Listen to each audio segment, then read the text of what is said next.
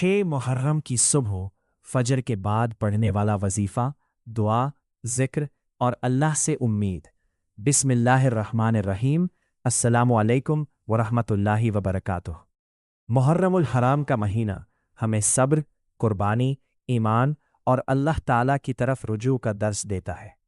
इस मुक़द्दस महीने में बहुत से लोग इबादत, ज़िक्र और दुआ के ज़रिए अपने दिल को सुकून देते हैं और अल्लाह ताला से अपनी हाजतें मांगते हैं। रिवायतों में मुख्तलिफ अस्कार और दुआओं का ज़िक्र मिलता है, लेकिन हर दुआ और हर वजीफ़े की अबूलियत का इख्तियार सिर्फ़ अल्लाह ताला के पास है।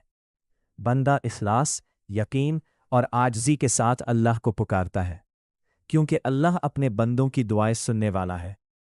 6 मुहर्रम की सुबह फजर की नमाज के बाद आप नियत करें कि अल्लाह ताला की रज़ा के लिए ज़िक्र करेंगे। फिर दरूद शरीफ पढ़ें, अल्लाह का ज़िक्र करें और अपनी हाजत के लिए दुआ करें। आप ये पढ़ सकते हैं, दरूद शरीफ, या अल्लाह, या रहमान, या रहीम।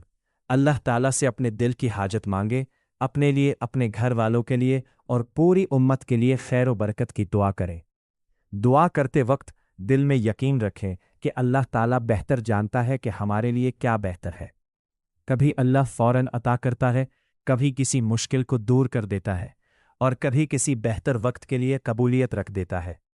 मुहर्रम हमें ये सबक देता है कि मुश्किल हालात में भी अल्लाह पर भरोसा, सब्र और हक पर कायम रहना चाहिए।